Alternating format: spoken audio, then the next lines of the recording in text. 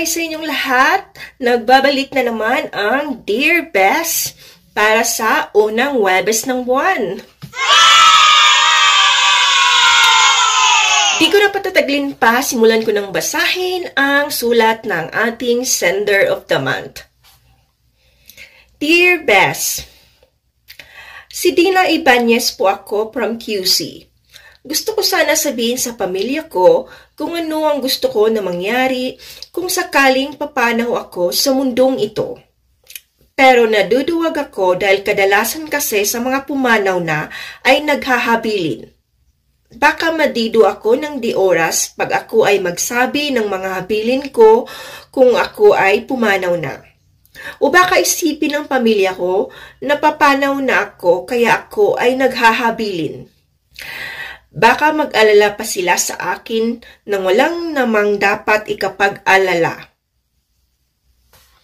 Pero gusto ko pa ring maghabilin kasi di ko masabi sa kanila ng harapan dahil di ko alam kung paano sasabihin at kailan sasabihin.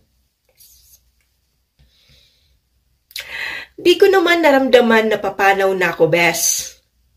Gusto ko lang masabi ang gusto ko sa pamilya ko kung sakaling papanaw na ako, kasi di ko naman alam kung kailan ako papanaw.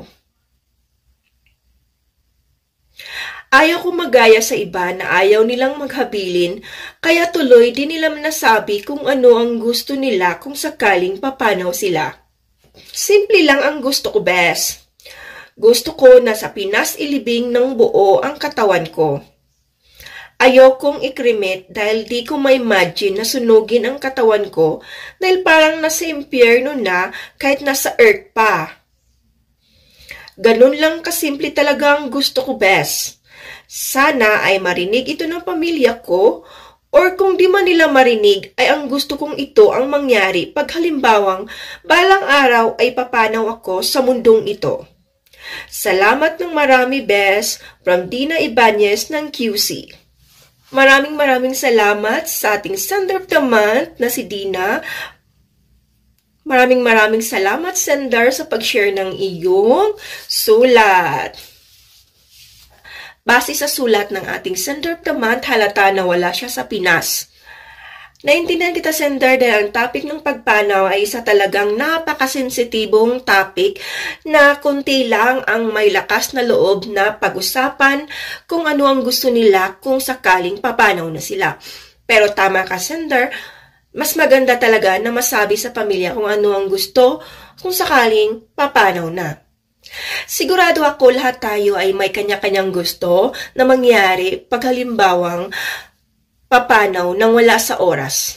Kung ikaw ay nanonood ngayon, may gusto ka ba ding mangyari pag halimbawang papanaw ka sa mundong ito? Nasabi mo na ba sa pamilya mo kung anong gusto mong mangyari pag halimbawang papanaw ka sa mundong ito? Kung hindi pa, ay aba, sabihin mo na. Kasi tama si Sender. Kasi hindi natin alam kung kailan tayo papanaw. Ako kasi nakaka-relate ako sa iyo, Sender. Grabe, sobrang relate ako sa'yo. Sobra kasi mas sobra pa yung gusto kong mangyari. Pag halimbawang dumating na yung araw na oras na, maski ngayong salita ay takot akong banggitin. Kasi ayoko pa. Nakakatakot kasi siyang pag-usapan. Kasi ayoko pa, kasi maraming umaasa sa akin. Paano na lang yung umaasa sa akin, ano? Ang hirap pag may maasa sa'yo. Yung parang, paano na lang sila pag wala na ako, ganun. Kaya, hindi pa pwede, no? Kung maaari ay, wag naman. Kasi nga, kawawa yung umaasa sa akin. Dahil sa'yo, Sender, ay namumutibit din akong i-share kung ano ang gusto ko kung sakaling darating ang araw na yun. Dahil di ko naman alam kung kailan, di ba? Kaya, tama ka, Sender, na talagang tama na sabihin mo kung ano ang gusto mong mangyari kung sakasakali, di ba? Gusto ko din katulad mo, Sender, na sa Pinas ilibing. Kung maaari din sana ay buo.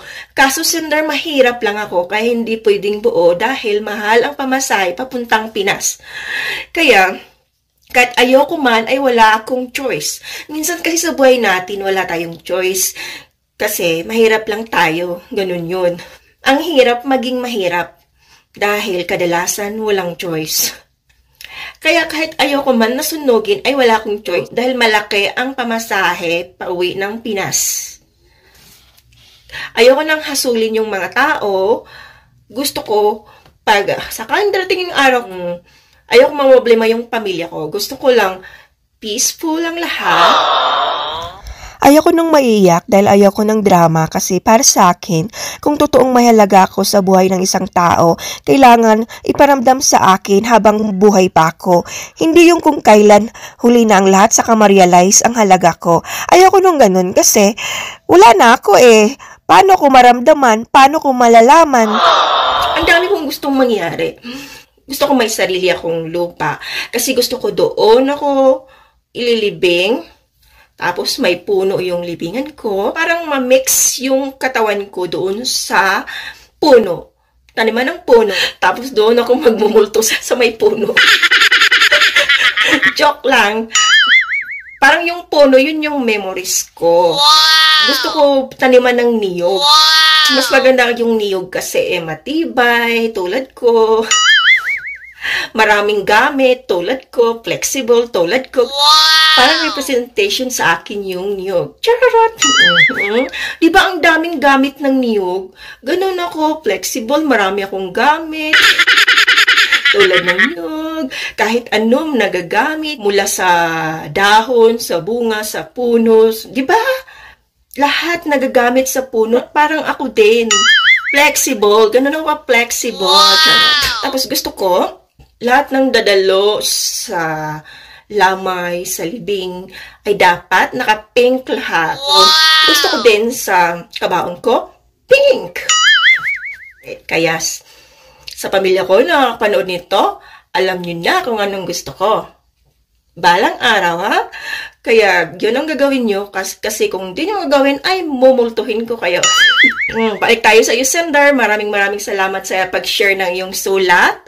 Nakaka-relate ako. At nasasabi ko, na-share ko kung ano ang gusto ko. Dahil sa iyo, sender. Kaya maraming salamat, sender. Kaya sa nanonood nito, ay kung may gusto kang mangyari, kung sakaling darating ang araw mo, ay sabihin mo na. Ano pang inantay mo? Dahil di natin alam kung kailan ang oras natin sa mundong ito, di ba? Maraming salamat sa panonood. See you sa next upload.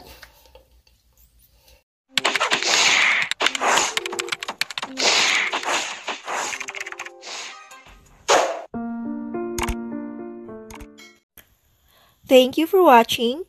Don't forget to subscribe to get updates for a new video.